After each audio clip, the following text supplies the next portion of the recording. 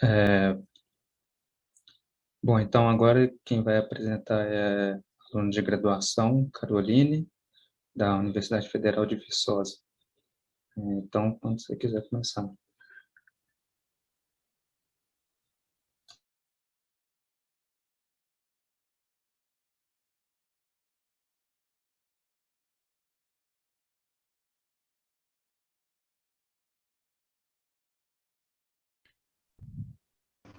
Não sei se cortou para mim. Sim, Cortou o você seu áudio, sim. cortou. Se quiser, já pode começar. Tá, é porque eu vou testar se está oscilando muito. Se está oscilando muito na internet, eu vou compartilhar o PDF melhor, tá? Tá bom. Aí continua cortando? Não, agora tá dando para te ouvir direito. Tá. Obrigada. Eu vou apresentar assim mesmo. Qualquer coisa, vocês me avisam, tá? Ok. Só um minuto que eu vou colocar aqui meu cronômetro, senão eu passo um pouco do horário. Então, boa tarde a todos. O meu nome é Caroline França, eu sou da Universidade Federal de Viçosa, estudo graduação em Física. E hoje à tarde eu preciso um pouco sobre a radiação cósmica, a radiação gravitacional cósmica de fundo, como uma breve introdução. E desde já agradeço a oportunidade para mostrar um pouco das coisas que eu venho estudando na minha universidade. Essa apresentação ela está estruturada de maneira a fazer uma breve introdução com alguns aspectos históricos e a motivação para o estudo de ondas gravitacionais. A segunda parte ela vem a falar sobre a detecção em si dessas ondas e a dificuldade até de se estudar uma radiação cósmica gravitacional de fundo. Depois eu vou finalizar com algumas perspectivas de estudos. Então, muito bem. As ondas gravitacionais elas foram previstas em 1916 por Einstein. A princípio, essas ondas elas não foram aceitas, inclusive o próprio Einstein desacreditava da existência delas. E uma maneira bastante simples de se entender ondas gravitacionais é fazer uma analogia com o caso eletromagnético. Por exemplo, na radiação eletromagnética, é um caso simples. Temos que um momento de dipolo elétrico oscilando no tempo, ele produz uma radiação eletromagnética. Assim podemos no caso gravitacional. Essa configuração aqui, simples, de um momento de quadrupolo gravitacional, nessa configuração de massas, e oscilando no tempo, também vai emitir ondas gravitacionais, ou seja, ondas que se desprendem da fonte, se propagam até o infinito, com velocidade igual à velocidade da luz, inclusive. E, como eu disse, né, inicialmente essas ideias não foram aceitas, e todos os testes da teoria da relatividade geral que foram feitos no início e comprovaram a validade dessa teoria, levaram a que, na década de 60, os testes já foram abandonados e, por um lado, a gravitação foi deixada de lado. Então, a partir da década de 60, nas discussões sobre a existência de ondas gravitacionais, propôs-se detectores para comprovar ou não a existência dessas ondas, o que culmina em 2016 com a detecção direta de ondas gravitacionais, que foram as ondas gravitacionais emitidas pela coalescência de dois buracos negros, isso pelo LIGO. Então, de onde vêm as ondas gravitacionais e como a gente extrai ondas gravitacionais da equação básica da relatividade geral? Vocês notam que essa equação aqui, ela é não linear, ela possui termos de segundas derivadas que são acoplados e termos de termos de primeira derivadas que são acoplados e termos de segunda derivadas que são desacoplados, ou seja, uma equação não linear. E essa não linearidade da gravitação vem justamente do fato do campo gravitacional ser fonte dele mesmo. Daí que esse termo de equação descrever como a geometria do espaço-tempo é afetado pela distribuição de energia-momento do universo. E como obter ondas gravitacionais de uma equação não linear? uma maneira de se fazer isso é indo para a aproximação de campo fraco. A aproximação de campo fraco é uma aproximação linear onde a gente considera que uma pequena perturbação na métrica do espaço-tempo plano, isso, claro, desprezando termos de segunda ordem, né? Essa aproximação é válida quando eu considero que a minha região de interesse é afastada o suficiente da fonte que gera ondas gravitacionais. Além do mais, considerar a existência hipotética do graviton permite, por exemplo, entender como funciona a equação que rege a dinâmica do campo gravitacional. Então, assumindo que o graviton não possui massa, ele então vai se propagar com velocidade igual à velocidade da luz e vai fornecer essa equação aqui para a dinâmica do campo, ou seja, uma equação de onda, que na notação covariante e considerando todas as simetrias. E assim, para entendermos a radiação gravitacional de primeiro plano, né, assim, numa primeira vista, melhor dizendo, sempre é possível fazer um análogo com o caso eletromagnético, porque o tratamento das ondas gravitacionais na aproximação linear é exatamente igual ao tratamento feito no caso eletromagnético. Por exemplo, o termo fonte, para gerar uma perturbação da métrica do espaço-tempo, ou seja, a perturbação do próprio espaço-tempo, ele vem justamente do momento de quadrupolo variando no tempo aqui, como uma segunda derivada, né? E observem que a energia que a onda gravitacional ela carrega nessa aproximação, ela é extremamente pequena, no sentido que se observarmos aqui, né, a expressão para a potência irradiada, notem que esse fator, ele depende da constante gravitacional, que é extremamente pequena, sobre a quinta potência da velocidade da luz, ou seja, essa potência irradiada é muito pequena. Daí a dificuldade de se detectar ondas gravitacionais.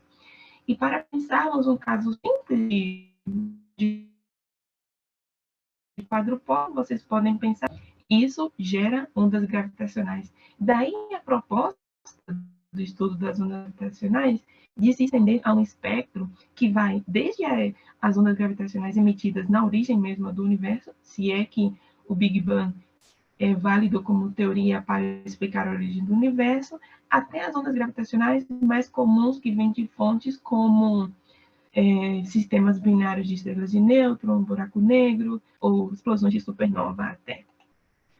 Então, como detectar essas ondas gravitacionais, né? Se uma possível fonte delas são as fontes astrofísicas de um fundo estocástico, ou seja, as ondas gravitacionais, elas possuem fontes espalhadas por todo o universo, porque tudo que possui energia e momento, em certas características, emite ondas gravitacionais. E podemos pensar que o universo, então, ele é permeado por fontes que, com uma boa aproximação, são compostas por infinitos momentos de quadrupolos.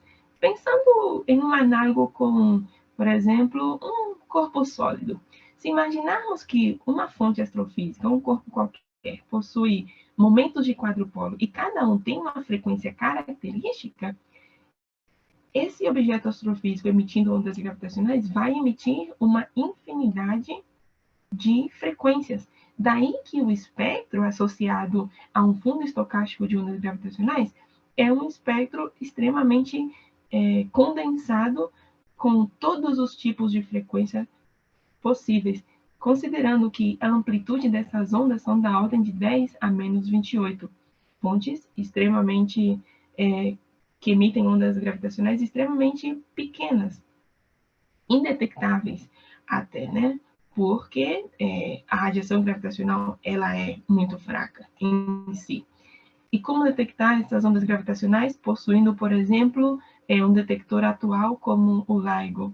O LIGO foi o detector que observou pela primeira vez e mediu a assinatura de uma onda gravitacional daqueles dois buracos negros iniciais que eu mencionei.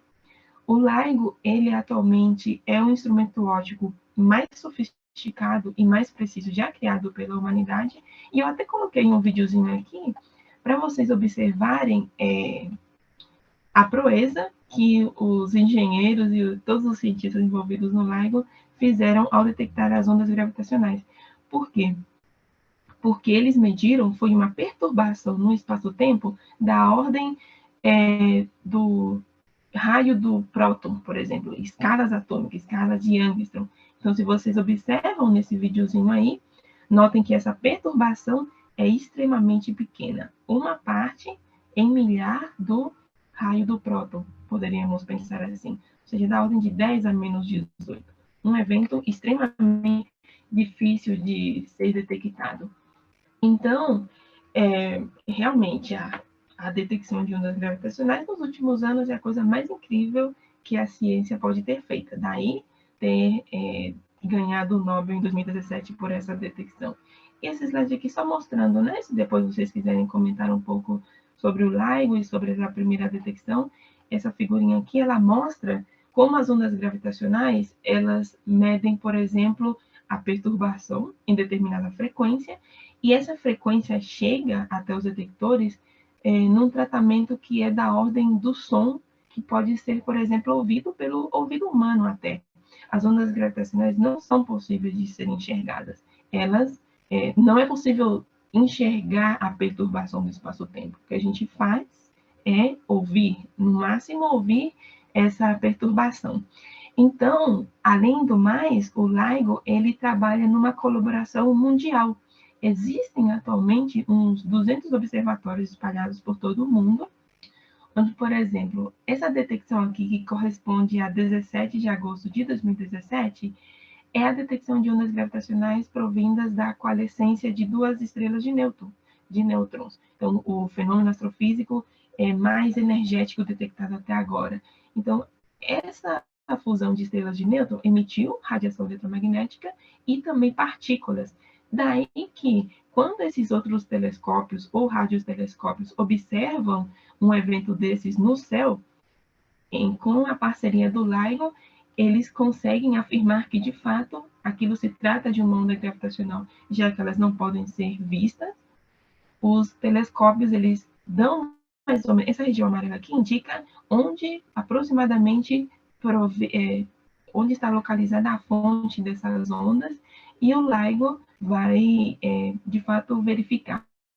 Nesse evento observado, estiveram envolvidos mais ou menos uns 70 observatórios, ou seja, de fato, as ondas gravitacionais foram detectadas porque a probabilidade de 70 observatórios detectarem o mesmo evento é uma boa fonte de confirmação dessas detecções. Além do mais, dessas detecções serem extremamente difíceis, a natureza é muito bondosa, pois a natureza nos fornece detectores naturais, por exemplo, os pulsares. Os pulsares são estrelas de nêutrons rotacionando a velocidades altíssimas, e como as estrelas de nêutrons são objetos extremamente compactos, elas possuem uma radiação síncroton, ou seja, a sua superfície é permeada por partículas carregadas que são ejetadas nessa rotação das estrelas de nêutron, e essa ejeção ocorre em pulsos extremamente estáveis. As frequências associadas a um pulsar são estáveis ao ponto dos pulsares serem considerados verdadeiros relógios astrofísicos.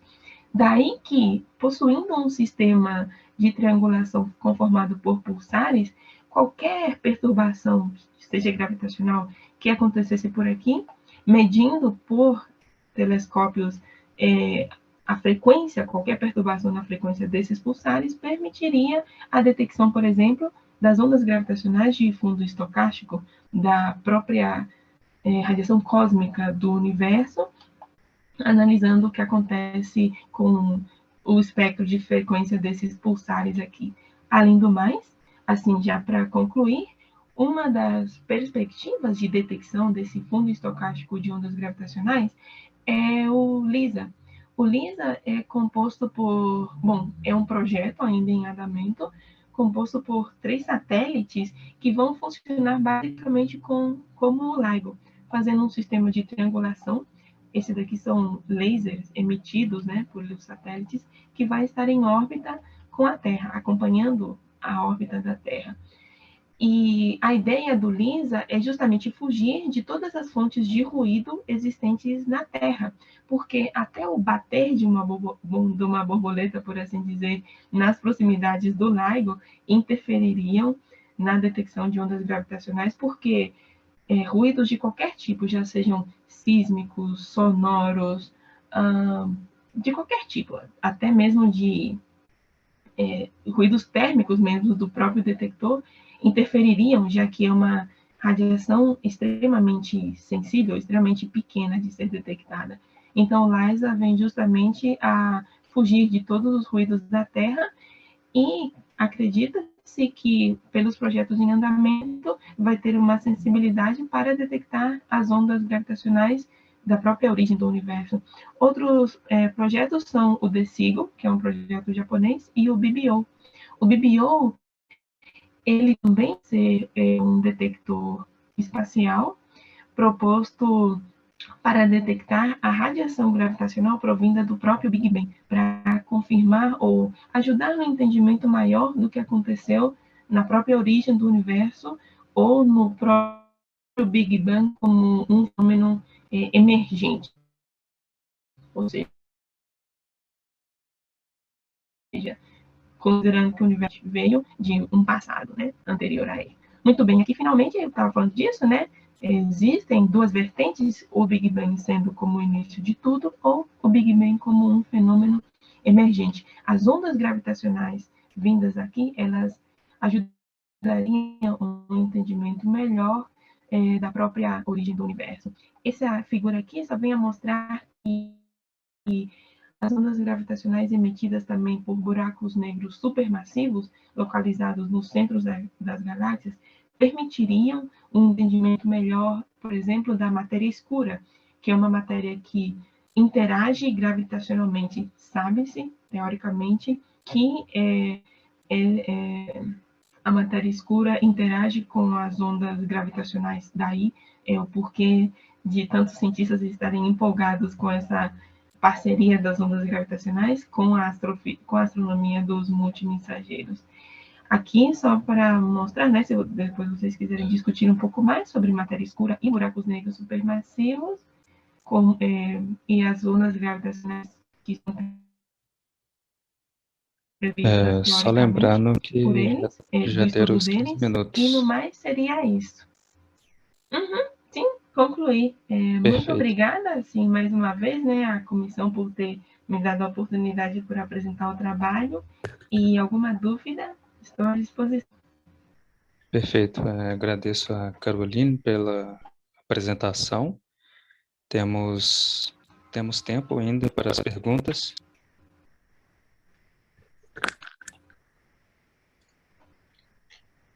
Eu tenho uma pergunta, eu queria saber qual que é a velocidade de propagação dessas ondas? Não deu tempo de eu mostrar aqui, mas quando a gente quer ter um primeiro contato com o estudo das ondas gravitacionais, faça então o análogo com o caso eletromagnético, né? E aqui eu até não mencionei, mas é um pouco ousado até considerar que o graviton, sendo a partícula que permeia a interação gravitacional, assumindo a existência do graviton, e se ele não tiver massa, então as ondas gravitacionais elas se propagam até o infinito, e pela própria forma da equação de onda, demonstra que as ondas gravitacionais se propagam à velocidade da luz. Ou seja, o tratamento, tanto o tratamento matemático das ondas gravitacionais e das ondas eletromagnéticas, levam à previsão das ondas gravitacionais se propagarem à velocidade da luz. E o mais incrível é que quando o LIGO fez a detecção desse evento que eu falei aqui, né, de 17 de agosto de 2017, as ondas eletromagnéticas emitidas por esse evento chegaram, por exemplo, no Observatório Fermi e depois chegaram no LIGO, né, no Observatório de Ondas Gravitacionais, com uma defasagem de 7 milissegundos. Posso estar errando o número, mas é da ordem de milissegundos. Então, experimentalmente, o que se concluiu com essa detecção entre o Fermi e o LIGO? Que se a distância entre esses dois observatórios, né, da ordem de uns 5.000 quilômetros, bom, mais ou menos, né, da ordem de alguns milhares de quilômetros, Se eles conseguiram ter uma defasagem de milissegundos entre o sinal eletromagnético e o sinal gravitacional, então isso é uma prova experimental de que a onda gravitacional ela se propaga com a velocidade da luz, porque chegaram exatamente, basicamente, no mesmo tempo, né? Assim que o LIGO detectou o sinal da onda gravitacional, Fermi detectou o sinal da onda eletromagnética. Supondo, claro, que proviram da mesma fonte, duas estrelas de nêutron, rotacionando. E outra coisa, desde as primeiras detecções de ondas gravitacionais, por exemplo, já houveram mais de 50 eventos já detectados. E entre esses eventos, um deles, a onda eletromagnética chegou antes, perdão, depois que a onda gravitacional. Não lembro de fato qual evento foi esse. Mas daí é uma questão em aberto ainda, porque se a onda gravitacional chegou primeiro que a onda eletromagnética, quer dizer que a onda gravitacional viaja mais rápido que a velocidade da luz?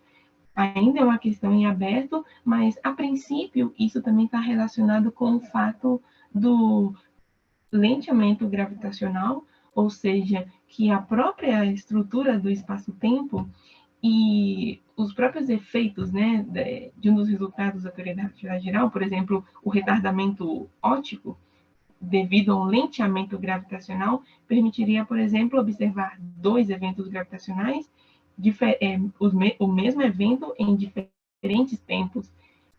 Mas isso são questões em aberto, mas a princípio a onda gravitacional se propaga com a velocidade da luz. Tem bastante Perfeito. coisa para ser falada sobre o assunto. Tá, joia.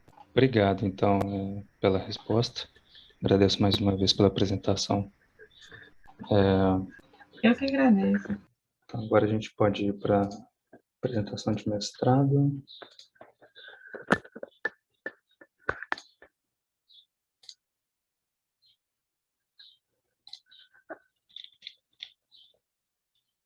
Do Pedro, não é isso? Pedro Henrique. Isso sou eu. Dá para me ouvir? Dá sim. Beleza. Você está como Pedro C? Isso? Isso, Pedro Sintra. Tá. Você já está como co-host. Pode compartilhar. Tá.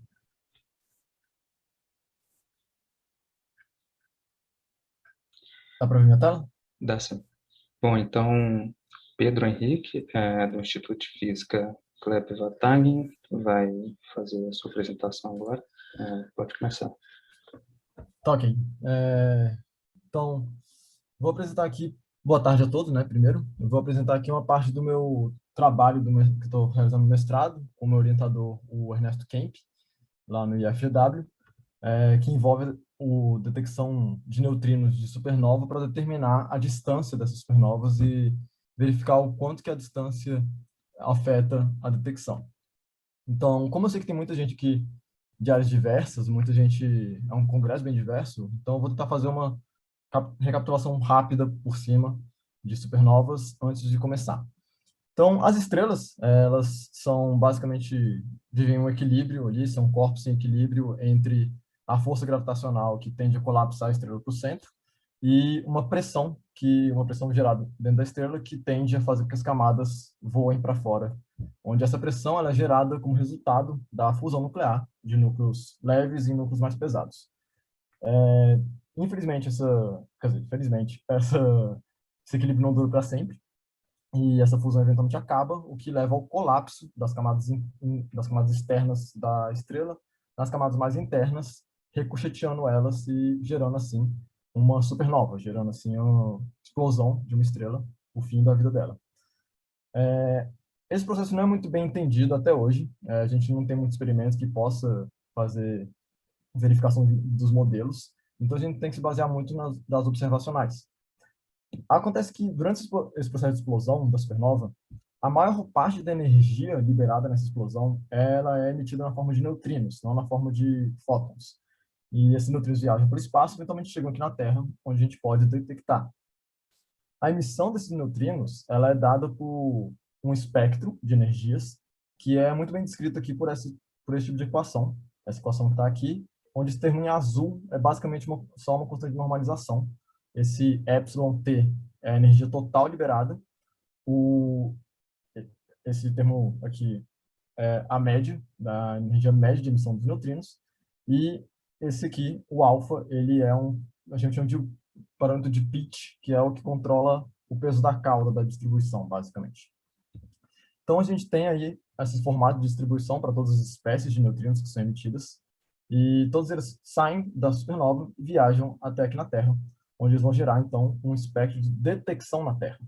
Esse espectro de detecção aqui na Terra, ele vai depender de vários outros fatores, como o número de partículas-alvos que a gente vai ter no nosso detector, a distância do nosso detector, o espectro de chegada, o espectro de energias de chegada aqui na Terra, a seção de choque da interação e a eficiência do nosso detector.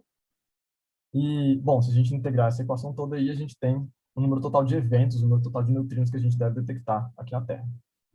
A gente pode pegar todas as constantes, colocar para fora e chamar essa integral de outro valor i, só para simplificar, e com isso a gente consegue extrair uma razão muito importante, que é a distância ao quadrado da supernova, dividido pela energia total que a supernova emitiu, tudo isso em termos de parâmetros que nós ou já conhecemos, como o número total de partículas-alvos no nosso detector, ou parâmetros que a gente extrai do ajuste dos dados do espectro, como o número total de partículas detectadas e os dois parâmetros que ajustam o espectro, o alfa e a energia média.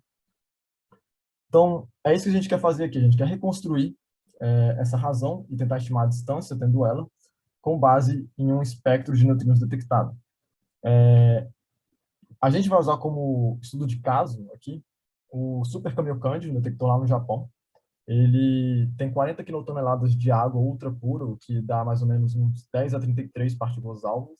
E o principal canal de interação dos neutrinos lá dentro é o decaimento beta inverso e o espalhamento elástico entre o neutrino e o elétron. Por o decaimento beta inverso ser o principal canal de interação, o principal neutrino, o principal sabor de neutrino que interage dentro do detector é o antineutrino elétron. Então, é ele que a gente vai considerar aqui, ele que eu considerei nessas simulações. Eu considerei só o espectro de antineutrinos elétrons. Além disso, a gente tem, então, criar uma simulação de supernova, porque a gente não tem dados de detecção de supernovas suficientes, a gente só detectou uma supernova por neutrinos até hoje, então a gente tem que trabalhar com simulações. Então, para simular uma supernova, o espectro de emissão de uma supernova, tem que escolher 3 parâmetros. O alfa, a energia média de emissão dos neutrinos, e a energia total da supernova. O alfa e a energia média são parâmetros razoavelmente constantes dentro das simulações de colapso estelar.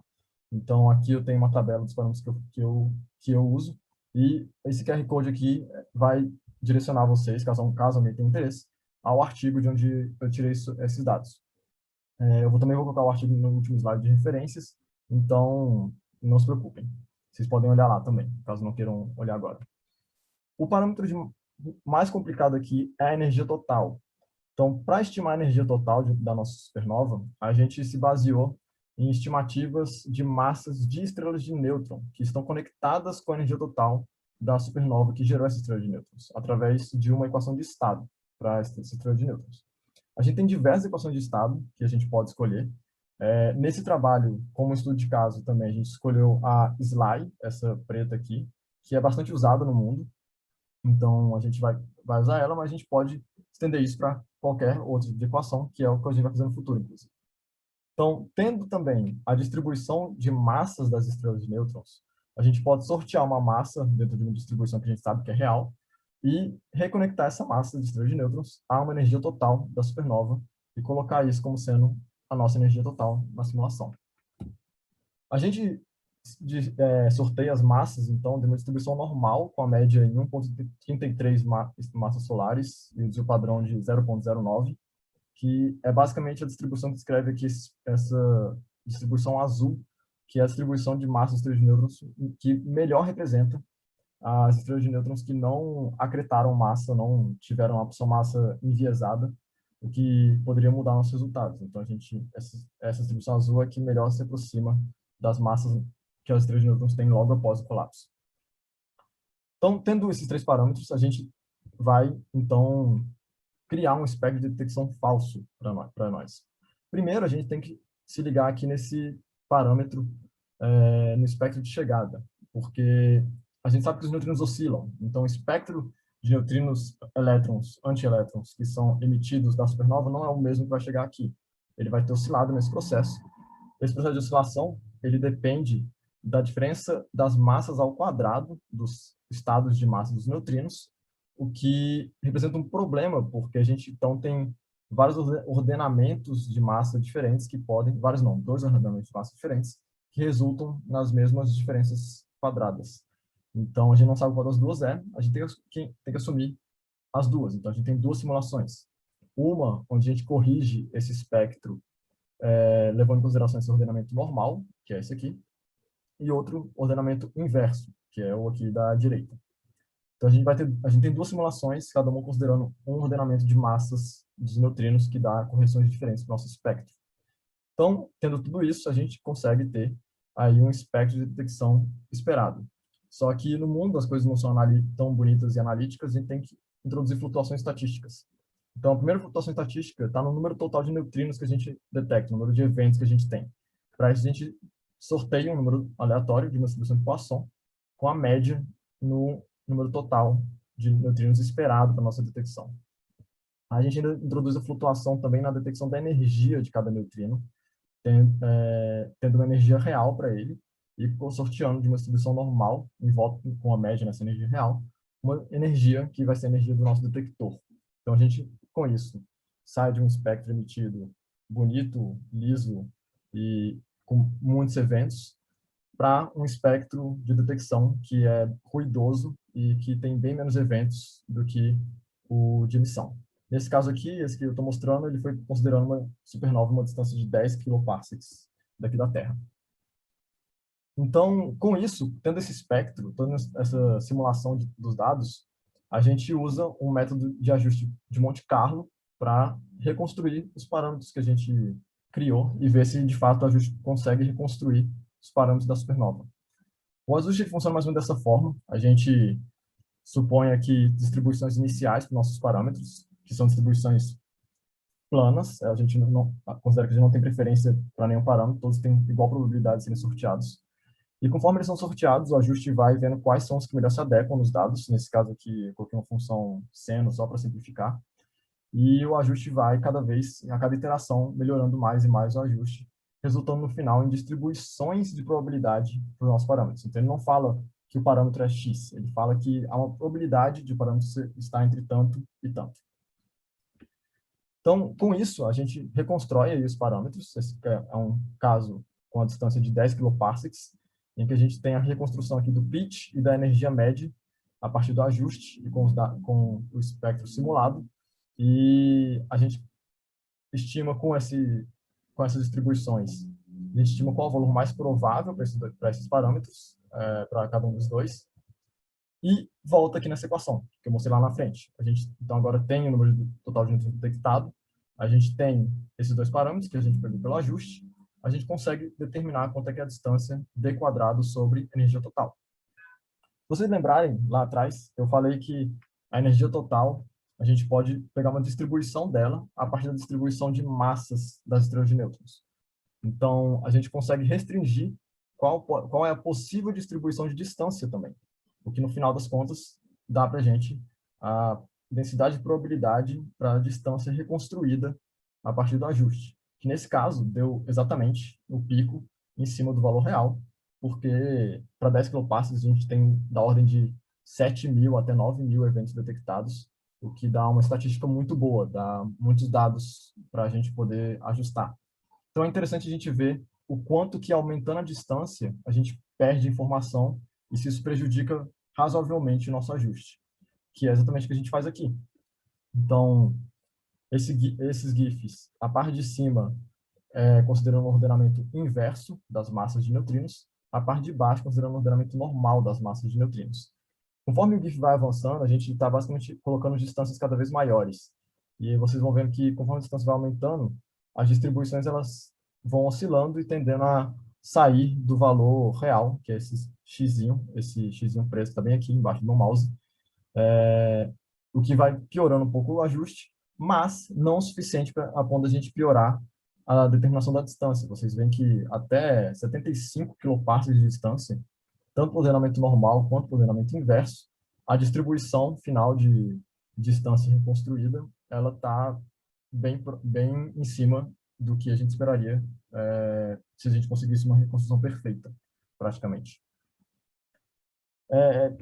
Seguindo adiante, a gente pode, então, ainda medir o quanto que a gente erra de outra forma.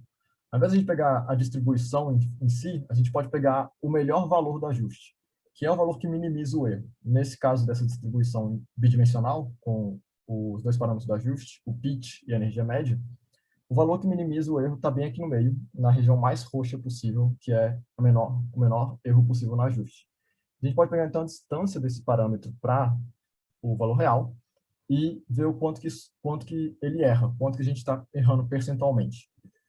E exatamente o que a gente faz aqui, a gente vê que quanto maior a distância, o erro tende a aumentar um pouco, mas ele não aumenta muito. Vocês podem notar que no caso das distâncias, tanto para o ordenamento normal quanto para o ordenamento inverso, que quando a gente aumenta a distância da supernova até a Terra, as barras de erro ficam mais largas e um pouco mais altas, mas não muito. A mediana do erro aqui ela está em torno de uns 6%, enquanto que aqui ela também está um pouco abaixo de 6%. Então a gente tem um aumento, mas não é um aumento muito grande, o que dá muita confiança para o método, dá muita confiança para o nosso método de ajuste e para a possibilidade de realmente extrair a distância de uma supernova a partir da detecção dos neutrinos em si. Porém, isso traz para a gente uma limitação, no qual a gente precisa conhecer a equação de estado da estrela de nêutrons, que a gente não conhece. Então, a gente ainda vai trabalhar com isso no futuro, eu e meu orientador, mas uma possibilidade é que a observação multimensageira, que envolve neutrinos, ondas gravitacionais, que foi aí a apresentação anterior, e o espectro eletromagnético, a gente consiga extrair a distância da supernova por outra forma, outro método, como observação por espectro eletromagnético dela, e aí o nosso método se torna, então, um método para a gente conseguir extrair a energia total da supernova, já que a gente acaba sendo com a razão d quadrado sobre a energia total. E com isso a gente consegue colocar restrições para quais equações de estado devem realmente descrever ou não as nossas supernovas. A gente pode tentar trabalhar com simulações envolvendo a observação multimensageira também e ver o quanto a gente consegue restringir as equações de estado possíveis. Entender melhor o procedimento que gera as estrelas de nêutrons. Então, como eu falei, a gente pretende, no futuro, usar uma família de equações de estados bem diferentes para ver o quanto que isso pode alterar os resultados e introduzir incerteza no fato de que a gente não sabe qual é a equação de estado que realmente descreve a estrela de nêutrons. E também a gente quer ver o que acontece se a gente adicionar mais canais de interação na nossa detecção, o quanto que eles mudam a resolução da detecção e podem trazer informações a mais ou piorar, talvez, nosso processo de estimação da distância. Então, eu agradeço aí a todo mundo que me ouviu aí, pela participação de todo mundo. Agradeço imensamente ao IFGW e meu orientador. E aqui estão as principais referências que eu usei, caso alguém tenha interesse. Muito obrigado, Pedro, pela apresentação. Se alguém tiver alguma pergunta. Eu tenho uma pergunta. Pode fazer. Obrigada pela apresentação. Eu queria... Bom, duas coisas. Primeiro, esse método foi desenvolvido por vocês? Vocês que propuseram isso? Construíram o algoritmo? Não, tá. Não. É um método... Qual parte? Uhum. É um método usado por geralmente quem trabalha com simulação de detecção de supernovas já costuma usar esse método de introduzir todas essas flutuações e construir um espectro simulado, já que a gente não tem dados para usar. Uhum. E tem alguma possibilidade, porque você mencionou que vocês fazem simulação com as duas hierarquias possíveis das massas. Tem alguma possibilidade de você conseguir distinguir qual que é a hierarquia que está acontecendo através desse método? Então, por enquanto não. Por enquanto a gente não tem nenhum tipo de resolução que consiga distinguir isso, mas a nossa hipótese é que a gente não tem essa resolução ainda porque a gente só está considerando uma espécie de neutrino, que é o antineutrino elétron sendo detectado. Uhum. Então, a gente tem a esperança de que quando a gente introduzir os outros canais de detecção, a gente possa comparar os espectros em cada um deles e, com isso, tentar verificar se a gente consegue ver diferença entre o espectro supondo ordenamento normal e o espectro dele supondo ordenamento inverso, para que a gente consiga também com a detecção dizer qual é o ordenamento real das massas dos neutrinos. Ah, legal. E eu imagino que com mais eventos detectados também vai ajudar bastante, né? Sim, também. Só que aí, para isso, a gente precisa que a supernova aconteça mais perto da Terra. Quanto mais perto acontecer, né, mais eventos a gente tem detectados. Tá bom, obrigada. Temos mais 3 minutos, se alguém quiser fazer uma pergunta. Eu queria saber se... Bom, esse método é interessante, mas existem outros métodos de determinar a distância, né? Vocês comparam com outros métodos as distâncias obtidas por esse método com outros métodos de determinação de distância? Ainda não. A gente está com esse plano de fazer isso, sim. Especialmente, uma forma principal que a gente quer comparar é comparar com os métodos de estimar a distância pelo espectro eletromagnético da supernova. Então, ver se a gente, usando o espectro de neutrinos, consegue recuperar a distância tão bem quanto se consegue recuperar usando o espectro eletromagnético apenas. Tá certo. É porque minha pergunta também vai numa outra direção, que bom, a distância talvez seja algo que a gente consiga determinar bem por outros métodos, e essa sua apresentação relaciona a distância, que é o que a gente consegue determinar bem por outros métodos, e com certas propriedades dos neutrinos que a gente não conhece muito bem, né? Então, eu não sei se vocês já pensaram em, ao invés de determinar distância com neutrinos, determinar a propriedade de neutrinos, sabendo as distâncias, né? Sim, aqui, a gente no final acaba com essa razão, né? O d quadrado sobre energia total. Se a gente já tem o d quadrado, a distância, por outro método, a gente pode determinar, então, a energia total, que está relacionada aos eventos que levaram ao colapso, os eventos de produção de neutrinos durante o colapso, que está, assim, associado a propriedades dos neutrinos. Então, se a gente tiver energia total, a gente pode restringir quais são os possíveis modelos que descrevem as interações de neutrinos durante o colapso estelar, o que permite a gente extrair informação a respeito das propriedades dos neutrinos durante a interação. Certo. Então é isso. Demos os 20 minutos. Obrigado novamente, Pedro. Obrigado. Obrigado a vocês aí pela oportunidade. Pedro, tem uma pergunta no chat, se você puder responder depois. Posso sim. Eu só não consigo ver o chat agora, mas... Não, você responde no chat. Tá. Respondo.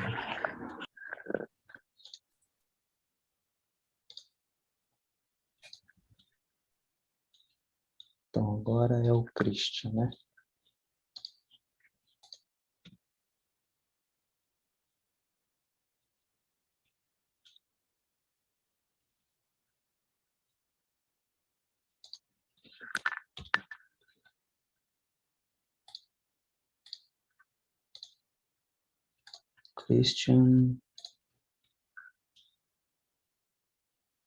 Christian Adres, você já está como... Isso. Boa tarde, consegui me ouvir? Conseguimos. Bom, então agora a gente vai para a última apresentação, agora de doutorado, do Christian. O Christian, ele é da Universidade Federal do Mato Grosso. Então, pode começar. Boa tarde, meu nome é Christian Aguirre, eu sou doutor da Universidade Federal do Mato Grosso. Agora estou fazendo meu pós-doc na Universidade Federal do Rio Grande do Sul, mas na verdade agora estou na Suécia, né? Estou na uma cidade pequena na Suécia que se chama Umeå, né?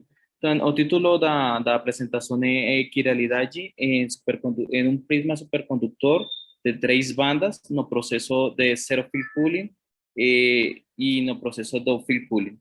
Então, antes de falar muito da apresentação, vou lembrar um pouco da história, né? A história da supercondutividade iniciou no ano de 1908, numa cidade pequena, no Leiden, no Netherlands, Países Baixos, e foi com o Heike Karmelions. Aconteceu o seguinte, eles tentavam estudar o que acontecia com os metais quando se baixava a temperatura. Eles pensavam que, tipo, assim, quando a temperatura baixasse, o metal ficasse sempre com uma resistividade que for não zero, sino que for finita, ou seja, que o material tivesse uma resistividade. Eles, naquele experimento, eles fizeram com o hélio, fizeram a liquefação do hélio e encontraram que tinha na verdade, um comportamento diferente, né? Quando se baixasse a temperatura com o mercúrio, aconteceu que a resistividade no mercúrio ficou zero. Então, aconteceu uma nova fase da matéria, né? É o seguinte, se mudar a estrutura cristalina do metal, se se baixasse a temperatura, tinha uma nova transição de fase, onde aquele material ficasse com resistividade zero, né? Depois, no ano de 1933, aconteceu a segunda parte da supercondutividade, que era que o material, se a gente jogasse um campo externo no material, o material, por causa da lei de Lenz, acontecia que não tinha nenhum campo dentro dele, né? Ou seja, o material supercondutor fica como se for un diamagnético perfecto, ou seja, joga fora as linhas do campo magnético do material, como se observa como a gente consegue olhar lá na figura, né? Os três primeiras pessoas que tivessem o prêmio Nobel por causa da descoberta da condutividade foi o Heike Kamerlingh, o Gil Haas e o Gary Grant Flint. Depois, no ano de 1950, no 1960, aconteceu o seguinte, se tentou fazer uma teoria que explicasse aquele fenômeno de supercondutividade. Muito importante para a gente foi o estudo feito pelo Abrikosov, o estudante do Landau, que ele encontrou que se tinha dois tipos de supercondutividade, ou supercondutores. Um supercondutor tipo 1, que é um diamagneto perfeito, ou seja, que joga fora as linhas do campo magnético, e um muito mais interessante que se chama o supercondutor do tipo 2, que acontece que um supercondutor, a gente joga o campo magnético nele, por causa da barreira de energia, se perde o estado supercondutor em algumas partes, e convirtiendo-se no que a gente chama de vórtex. Então, o vórtex acontece da seguinte forma, com licença, vou compartilhar um pequeno vídeo que fiz, né, para tentar fazer a explicação do que acontece com a amostra supercondutora, né. Pensa que a gente tem um supercondutor na geometria quadrada, se vai jogando o campo magnético no supercondutor, então, o que acontece? Você tem uma barreira de energia no supercondutor, vai baixando a barreira de energia, enquanto o campo magnético vai aumentando, e depois disso, para um campo magnético que se chama o campo magnético crítico, acontece que os vórtices entram na amostra, né? Então, estes são os vórtices na amostra quadrada supercondutora, onde os vórtices são aquelas bolinhas que se conseguem olhar na amostra, e acontece o seguinte, naqueles pontos, o estado supercondutor não existe mais, ou seja, que a gente tem um estado mixto, tem o estado supercondutor e tem um estado normal no mesmo tempo, na mesma amostra. Depois disso, a gente vai aumentando o campo magnético e os vórtices têm uma interação, tipo repulsão, e vão se afastando uns de outros, e depois de que vai se afastando, chegam a um ponto onde a amostra total fica no estado normal. Essa é tipo, a supercondutividade que a gente chama de supercondutividade convencional. Muito importante para a gente depois, vou falar muito rápido, você faz medições daqueles vórtices. Então, na figura da esquerda, a gente tem medições dos vórtices por uma técnica que se chama de bitter decoration, que é jogar pontinhos metálicos e tentar fazer, de metal e tentar fazer medições da magnetização e propriedades magnéticas. E você tem outra opção que é o scanning Tulane microscópio, que a ideia é fazer tipo como se faz as medições de força atômica, tentar fazer ou olhar onde ficam aqueles vórtices. Ok, qual é o problema? O problema é o seguinte, você tem uma teoria microscópica da supercondutividade, se chama a teoria BCS, por Bardeen, Cooper e Schiffer. Aqui eles fizeram uma ideia de fazer o estudo da supercondutividade desde a visão microscópica. E eles jogam lá um Hamiltoniano em segunda quantização, faz campo médio, e com isso a gente consegue estudar o que acontece com o gap supercondutor. Ou seja, aquela brecha onde o supercondutor, o estado supercondutor se quebra, né? Acontece que o estado supercondutor é que você tem dois elétrons que estão juntos por causa de um fónon, onde o fónon é a rede cristalina. Mas o problema é o seguinte, o que acontece se a gente tem mais de um só estado supercondutor? Pensa o seguinte, se a gente tem, por exemplo, uma piscina e joga uma bolinha na piscina, a água se movimenta, e aquela bolinha representa um vórtice, né? O que acontece se a gente vai fazer o mesmo estudo, mas não só com água, sino que joga outro fluido na mesma piscina? Então, a gente está fazendo aquele estudo em 3 dimensões, ou seja, em três dimensões espaciais, ou seja, x, y e z, mais o tempo, numa amostra real de 3 dimensões. Esse vai ser o problema que a gente vai fazer. Na supercondutividade você tem dois processos, o field cooling e o zero field cooling. O field cooling é quando a gente tem a amostra, fixa a temperatura e tenta mudar os valores do campo magnético. E o zero field cooling é quando a gente joga, fixa o campo magnético e tenta fazer mudanças da temperatura, né? Então, o problema que a gente vai tentar estudar é a supercondutividade em um supercondutor de 3 bandas, são 2 processos, né? Então, a ideia é o seguinte, a gente vai tentar fazer aquele estudo com a ajuda da teoria do Ginzburg-Landau, né? A ideia da teoria do Ginzburg-Landau é jogar uma densidade de energia, especificamente a energia de Gibbs. Se faz uma densidade de energia, olha a equação 1, a equação 2, e a gente está fazendo a proposta de um acople ou um coupling, que é a equação 3, que é como a interação, como o fluido supercondutor, entre aspas, tem uma interação com os outros fluidos. Aquela equação 3, a gente está, é uma proposta que a gente faz para tentar fazer aquele estudo com muitas bandas, né? Depois de fazer um monte de contas, fazer as adimensionalizações, um monte de derivadas funcionais, a gente chega nas equações 4, 5 e 6, que são propostas que a gente está fazendo para aquele estudo, né? Então, a gente tem 3 equações e tem ali os acoples, que são a equação 7, 8 e 9, que dá conta de como se faz aquela interação entre os estados supercondutores, e a gente tenta fazer as soluções daquelas equações, né? Tem um monte de problemas numéricos, aquelas equações são equações não lineares, então acontece que não se tem métodos integráveis para tentar fazer as soluções das equações. E então a gente propôs, também tentou fazer um método numérico especial para fazer as soluções daquelas equações do Ginzburg-Landau em os processos em um supercondutor de 3 bandas, né?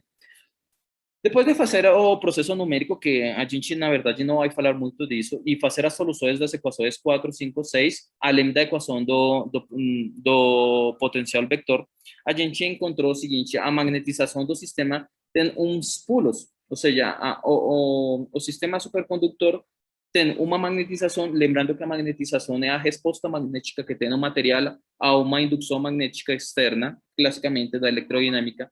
E enquanto a magnetização tem variações da pendiente, né, do slope, acontece que na amostra está ingressando uma quantidade de vórtices, ou de fluxoides, como quiser falar a gente na matéria condensada, né? E para o sistema com 3 bandas, acontece o seguinte, que você tem uma resposta paramagnética, ou seja, você tem um supercondutor com uma resposta diferente do diamagnetismo convencional, que a gente chama, né? Aqui a realidade fica no seguinte: quando a gente tem aqueles acoples na equação 7, 8 e 9, a gente pode mudar os sinais, né? O sinal mais menos, mais. Então, acontece que com a mudança daqueles sinais, a gente tem uma configuração de vórtices diferente. Então, a gente na figura tem, né, as 3 bandas, a banda 1, a banda 2 e a banda 3. Enquanto a gente vai fazendo mudanças da temperatura, se vai perdendo o estado supercondutor, mas os vórtices têm uma configuração não convencional, ou seja, não só se repelem, sino que também têm uma atração. Então, formam tipo clusters, ou seja, tipo borbulhas de vórtex, onde a perda do estado supercondutor fica um em cima de outro, né? Este é o teste para entender se o estado, se a solução numérica do estado supercondutor está correta, né? E que a energia, o estado supercondutor é um estado de mínima energia da matéria, né? A gente encontrou as fases e acontece que, diferente ao estado supercondutor normal, a gente pode ter o efeito túnel de um vórtex de uma banda ou outra e pode ter um antivórtex, entendendo que o vórtex é como se a gente tivesse uma corrente que está orientada à direita e o antivórtex uma corrente que fica à esquerda. Então, é como se a gente, da mecânica quântica, tivesse um vórtex e jogasse por causa do efeito túnel de uma banda a outra, né? Depois disso, a gente tentou fazer o mesmo, só que no processo field cooling, ou seja, a gente fixou a temperatura e fez mudanças do campo magnético e encontrou que os vórtices têm um comportamento muito diferente, na verdade, muito diferente do que acontece com a supercondutividade normal. Tem uma interação que não é monotônica e que tem repulsão e atração de curto plazo, quando a distância é muito pequena, é de repulsão, e quando a distância é muito maior, acontece que tem uma atração. E a gente encontrou qual é o comportamento dos vórtices. Com causa disso, a gente fez as contas da energia livre de Gibbs, e acontece que a gente fez uma comparação entre as medições experimentais com a proposta que a gente fez, com o método numérico que a gente propôs, e encontramos uma diferença muito pequena, quase 1,1% da diferença entre o que a gente tem, tipo, nas simulações e na teoria, com as medições que a gente faz. Na verdade, outros grupos, né? Tem um grupo na Bélgica que faz medições experimentais e tem um grupo na Suécia que tem medições experimentais.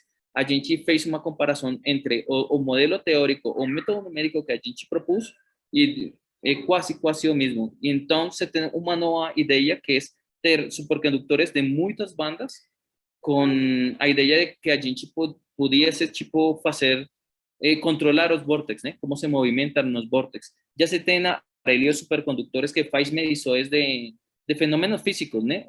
Dos mais importantes é o SQUID, né? Onde com o SQUID a gente pode fazer medições de variáveis físicas que se faz uma conversão a campo magnético e depois se faz uma medição muito exata com a ajuda do SQUID, né? Então, a gente, com aquela proposta, conclusões, a gente fez uma proposta, fez um método numérico especial para fazer as soluções das equações do Ginzburg-Landau, propôs uma interação entre as bandas e resultou ótimo, né? Ou seja, a gente fez uma teoria, fez um método numérico que fica muito perto das medições experimentais, né? A gente tem alguma bibliografia. Na verdade, o efeito de muitas bandas é um efeito muito novo. A primeira medição do primeiro supercondutor de 2 bandas foi feita no 2001. A primeira proposta de supercondutividade de muitas bandas foi proposta no 2012. Então, é uma proposta muito nova para tentar entender o que acontece com aquele fenômeno supercondutor, né? Além disso, a supercondutividade é a área da física que mais prêmios Nobel tem, né?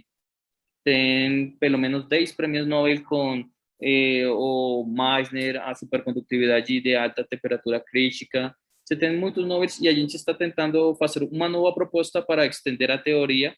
E também o análise numérico, né? Para fazer uma teoria com análise numérico além das medições experimentais. Muito obrigado. Então, muito obrigado, Christian, pela apresentação. A gente tem 5 minutos para as perguntas. Se alguém tiver alguma pergunta. Eu tenho uma pergunta. É muito, muito boa a apresentação. Minha pergunta é sobre o tipo de...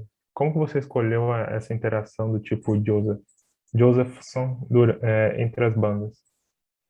Como que Ok, olha, qual a motivação física? a verdade é o seguinte, a gente tem, por exemplo, nos supercondutores convencionais, a gente não tem aquela interação, né? Mas as equações do Ginzburg-Landau têm um gauge, ou seja, que são invariantes, né? A gente tem que cumprir dois invariantes, que é o invariante de London, e a gente tem mais outro que é o invariante de Lorentz e de Coulomb, os clássicos da eletrodinâmica, né? Mas a gente também tem outro invariante que é o invariante de London. Então, a gente escolhe sempre aqueles acoples de tal forma que cumpla a invariância da equação, né? Agora, o Josephson não é o único acople que a gente estudou. Na verdade, a gente tem outros papers, né? Onde fala de quais poderiam ser os possíveis acoples que dão conta da interação em duas bandas e em três bandas. Você tem o biquadrado, você tem o acople magnético, ou seja, que se possa ter uma interação magnética entre os condensados, neste caso, os supercondensados mesoscópicos. Você tem o Josephson, que na verdade dos acoples é o mais simples e o mais leve de todos, porque só dá conta da interação de vórtex entre uma banda e outra. E você tem o outro acople que é muito mais complexo, que se chama o acople topológico, que já não dá conta só de vórtex, sino que também dá conta de outras pseudopartículas, por exemplo, os skirmions, que seriam tipo um vórtex em três dimensões, né? É tipo como se tivesse o vórtex. O vórtex é assim. A gente tem cargas topológicas, né? A primeira carga topológica que a gente estuda é o soliton, que é a solução da equação do KdV, né? Do Korteweg-de-Vries, que é tipo uma ondinha, né? Que não tem dispersão. Essa ficaria sendo tipo um vórtex em uma dimensão. Mas o soliton tem soluções, é solução da equação do Sine-Gordon, que tem métodos integráveis, ou seja, você pode ter soluções analíticas, né? Sim. Depois disso, a gente tem vórtices que ficaria sendo tipo o soliton em duas dimensões, entre aspas, né? Porque na verdade poderia ser topológico. A gente depois tem os skirmions, que ficariam sendo vórtices em três dimensões. E depois a gente tem mais uma que tipo é a mais geral, que se chama o Hoffmann, que seria tipo em quatro dimensões, entre aspas, né? Dimensões topológicas, né? Não dimensões reais. Então, a gente sempre escolhe aqueles acoples que deem conta da invariância do calibre das equações, né? Tipo, que respeitem os calibres. A gente conhece pelo menos 5 acoples que dão conta disso, né? Mas, na verdade, ainda fica sendo uma pergunta aberta, porque poderia ter infinitos, né? A gente não conhece como poderiam ser mais acoples fixos com medições experimentais, aqueles 4 que eu te falei. Sim. Entendi. Obrigado. Obrigado. Então, agradeço o Christian novamente pela apresentação. E agora a gente pode ir para o intervalo.